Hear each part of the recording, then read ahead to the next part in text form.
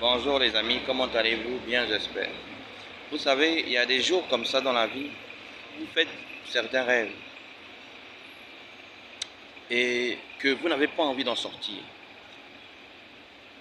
Ou vous rêvez de quelque chose et vous n'avez pas envie que cela s'interrompe. Soit parce que le rêve vous a paru merveilleux, soit parce que le rêve vous a paru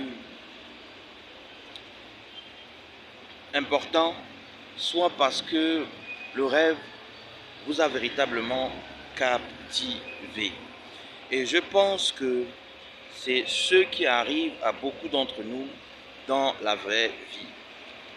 Notamment aujourd'hui, à beaucoup de Gabonais et Gabonaises qui, depuis le 30 août 2023, date historique qui a vu l'arrivée au pouvoir du CTRI et des autorités de transition et la mise à l'écart du président Ali Bongo Ondimba et compagnie ne sont toujours pas redescendus sur terre avec les vivants, mais sont toujours dans l'émotion du 30 août. Je parle des Gabonais et Gabonaises qui sont toujours dans l'émotion du 30 août 2023.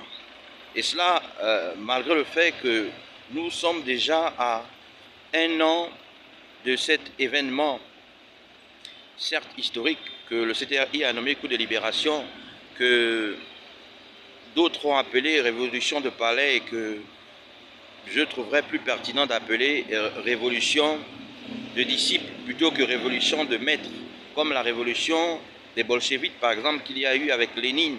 Lénine qui, nous savons, en Russie, en URSS à l'époque, était un maître à penser.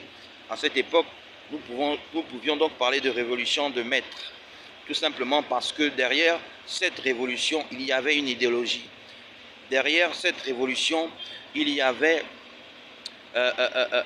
un certain nombre de choses qui ont accompagné justement la révolution et permis d'établir un certain système que nous connaissons tous, le communisme, qui s'est largement répandu dans le monde.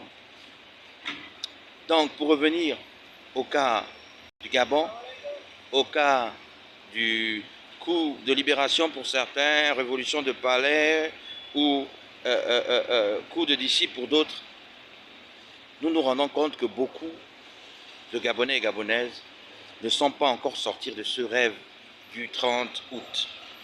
Tellement il était fort, tellement il était important à leurs yeux.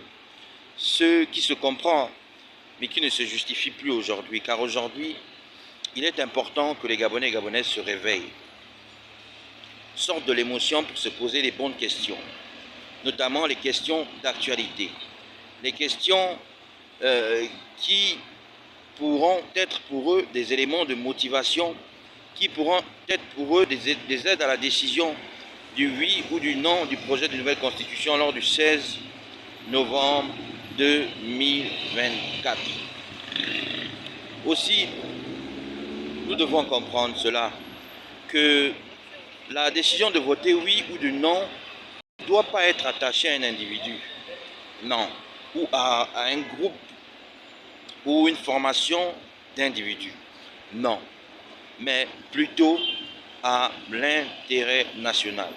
Et cela, nous devons le comprendre, que nous votions oui ou nous votions non, n'engage en aucun cas un individu, mais engage toute la nation, engage la décision de notre pays.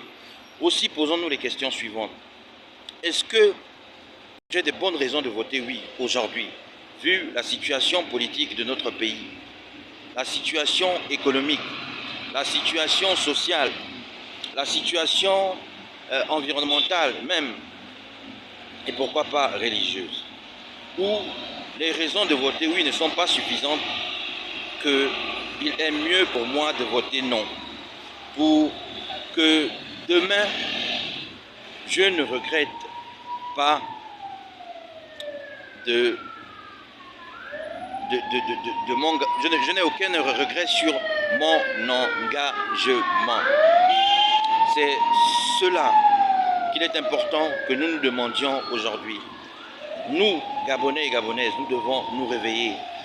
Nous, Gabonais et Gabonaises, nous devons sortir de l'émotion du 30 août et nous poser les questions essentielles, les questions fondamentales, indispensables pour la destinée de notre pays. C'était mon message ce matin et j'ose espérer que certains auront compris en substance la portée de ce dernier. Sur ce, nous nous donnons rendez-vous pour le 16 novembre 2024 pour le jour du référendum, nous prononcer sur la question de la nouvelle constitution. Bye, ciao et à la prochaine et que Dieu nous garde.